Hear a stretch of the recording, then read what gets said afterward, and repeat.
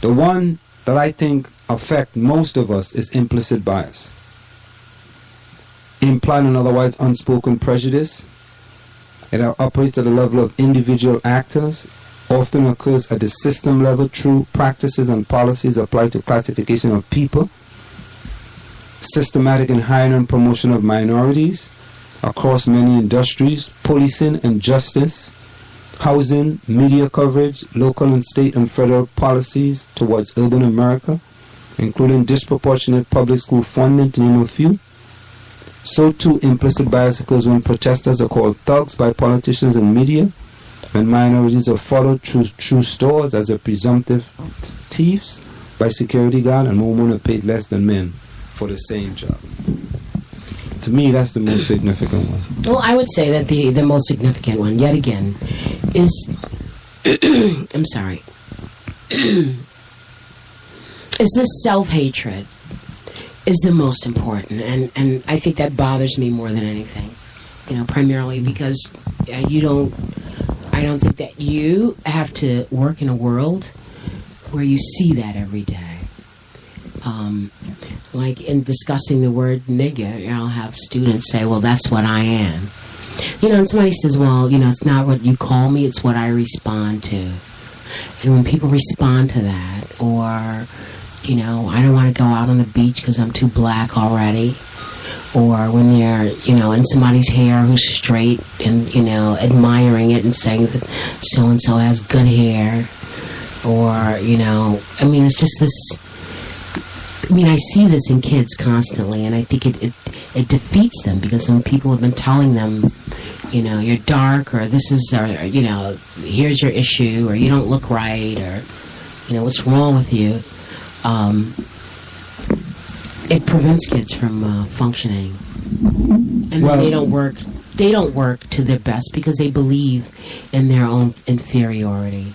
And, it's again, people can dislike you or follow you, but if you hate yourself, and you really, some people, when you hate yourself, you accept what others are doing to you because you believe that it's okay because you actually are inferior.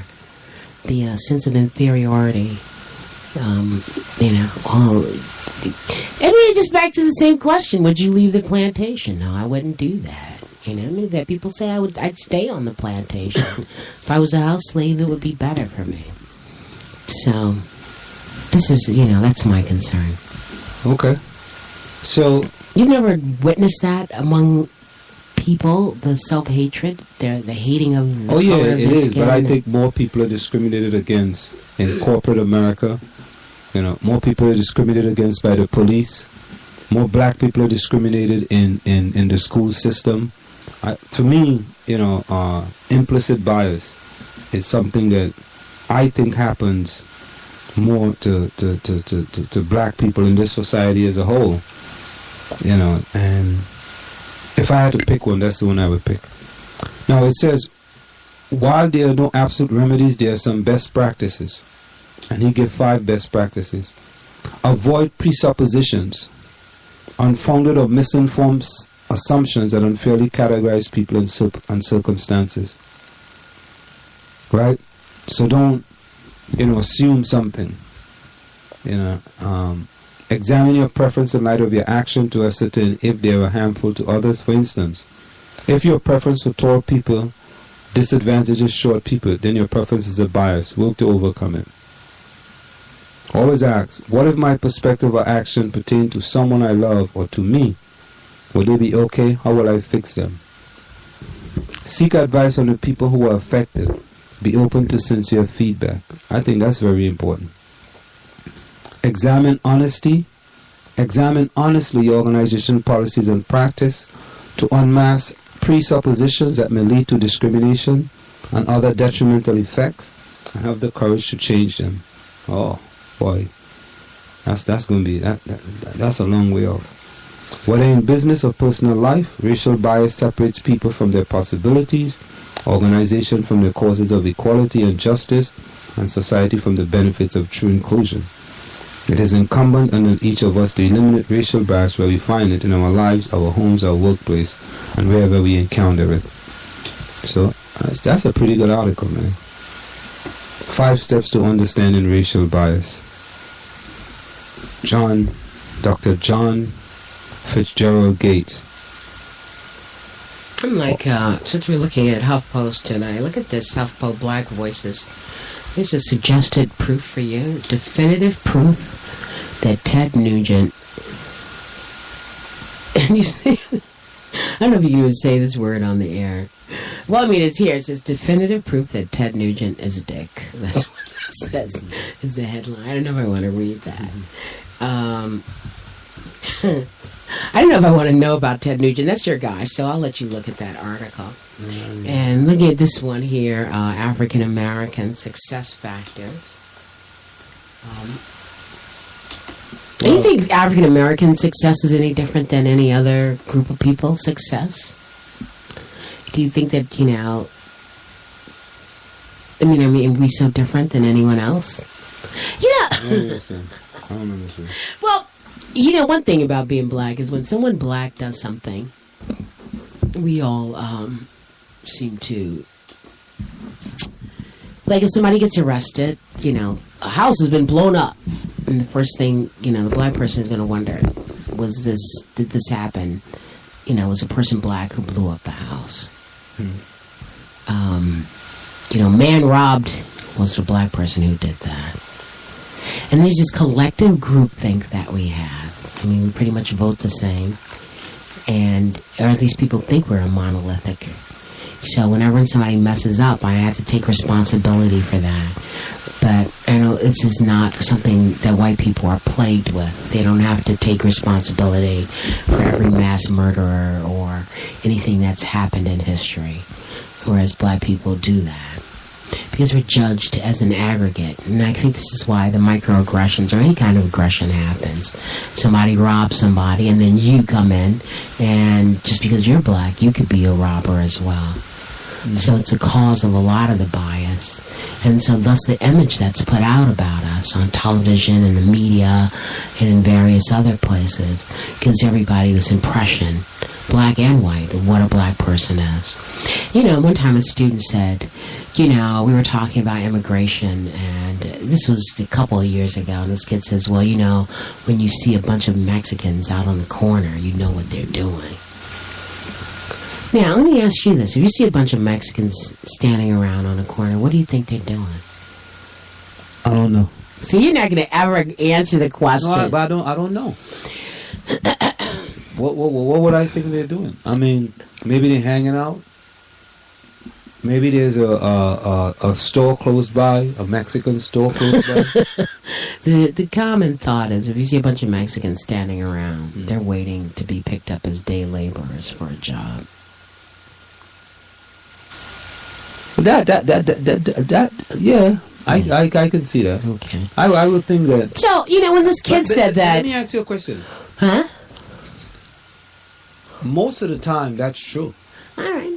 So when I said, you know, I thought that was funny because I don't get to see that much around here in some communities. But you can't say Mexicans do it. You can say, you know, a Mexican is considered to be a Hispanic. No, specifically Mexicans.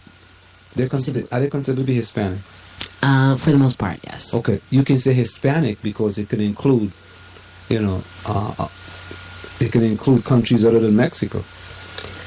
It can include Bolivia. Okay. You know, it can include other countries. So if you just say Mexican, that's bad.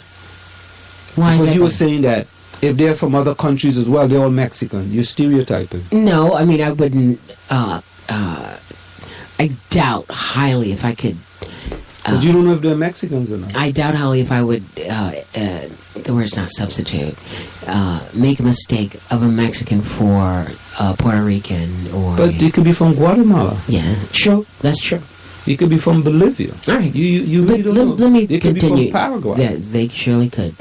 Yeah. Then so I said, you know, when the kid said that, I mean, I thought that was funny because, I mean, I don't live in Staten Island, so I don't get to see that often around here, if at all. I mean, I wouldn't know where to find a day laborer. And I says, well, let's take that stereotype. So if you see a bunch of black kids standing around on the corner, what are they doing? Everybody, they're selling drugs. I say, you see a bunch of white kids standing around on the corner. What are, white men standing around the corner? Oh, they get ready to buy up the property.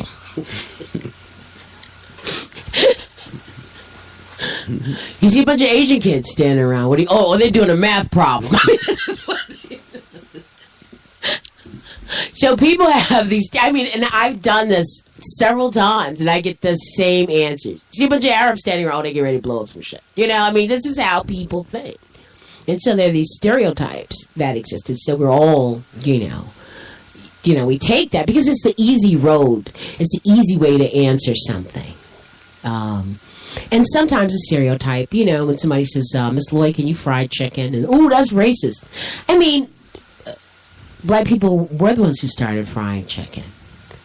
So, and yes, watermelon does taste good to me. So, I'm not going to take that as a racist assumption, or pretend that I don't like that. So it depends on it depends on the context. But at the same time, if it's just, in passing, I'm not going to take that as I don't...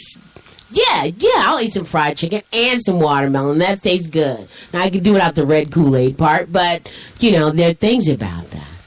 There are things that we actually do, but I'm not going to take credit that every time a crime is committed, it's committed by... And what kind of crime are we talking about?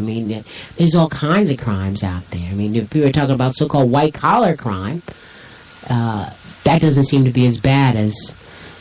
somebody busting up a window or something. So did you hear about this black kid that got accepted to all 8 Ivy League schools and decided not to go to any one of them? I heard and I saw that headline, but I never read the article.